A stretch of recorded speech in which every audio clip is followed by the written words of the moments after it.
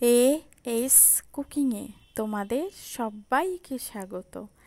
আজ তোমাদেরকে বানিয়ে দেখাবো কাঁকড়ার রেসিপি।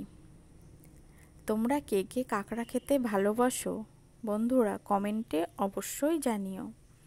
কাঁকড়া একবার এইভাবে বানিয়ে দেখো, এই দিয়ে এক থালা ভাতও কম পড়ে যাবে। সবাই চেটে পুটে খাবে। যে কাঁকড়া খেতে ভালোবাসে না সেও চেয়ে চেয়ে খাবে। এত অপূর্ব যে খেতে হয়, তার জন্য ভিডিওটা সম্পূর্ণ দেখার অনুরোধ রইল। প্রথমে 2 পিস কাঁকড়া নিয়েছি। কাঁকড়াটা পরিষ্কার করে ধুয়ে ভালো করে ছাড়িয়ে নিয়েছি। কতটা ঘিলু হয়েছে, বা শ্বাস বলো বা ঘিলু, কি সুন্দর কাঁকড়াটা। এবার কাঁকড়া কিভাবে রান্না করলে খেতে বেশি টেস্ট হয় সেইভাবেই বানিয়ে দেখাচ্ছি। কড়াইতে পরিমাণ মতো সর্ষের তেল দিয়ে 2টো কোচানো পেঁয়াজ দিলাম। এবার 5 থেকে 6টা কাঁচা লঙ্কা দিলাম। পেঁয়াজ আর কাঁচা লঙ্কাটা একটু ভাজা ভাজা করব, পেঁয়াজ কিন্তু বেশি ভাজবো না।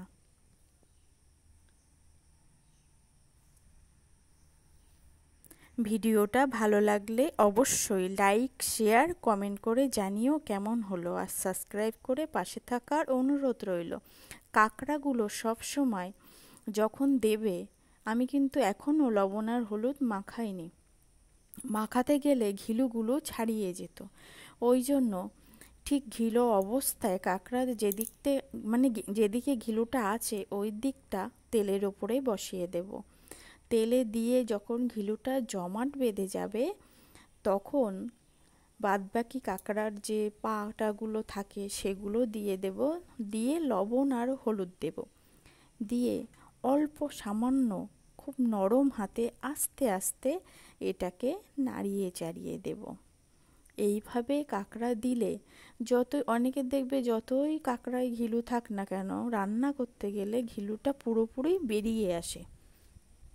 এইভাবে বানালে ঘিলুটা বার হবে না, কাঁকড়ার ভিতরে জমাট বেঁধেই থাকবে।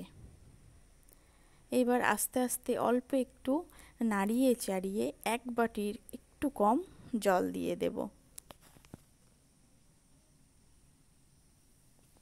এবার জল দিয়ে কিছুক্ষণ বেশ রান্না করে নেব।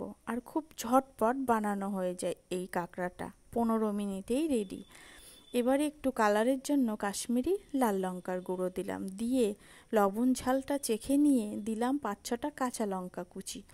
2 চা চামচ মতো সর্ষের তেল দিয়ে ফুটিয়ে নিলেই রেডি দারুণ স্বাদের কাঁকড়ার ঝাল। এইভাবে তোমরা বানিয়ে দেখো, কোনো মশলা ছাড়াই কি সুন্দর কালার এসছে। গরম গরম ভাত দিয়ে কি চমৎকার খেতে লাগে। তোমরা একবার না বানিয়ে খেলে বুঝবে না। যে ছোট বা চিতে কাঁকড়া বলে সবাই, ওগুলোকেও ঠিক এইভাবে বানালে দারুণ সুন্দর হয়। ভাতে পুরো মাখো মাখো ভাব হয়ে কালার কি সুন্দর আসবে। এই দিয়েই সব ভাত উঠে যাবে। মাংস ফেলে সবাই এটাই খাবে। দেখো ঘিলোগুলো কতটা জমাট হয়ে আছে। একবার হলেও তোমরা বানিয়ে দেখো, আর অবশ্যই কমেন্টে জানিও যে রান্নাটা কেমন হলো।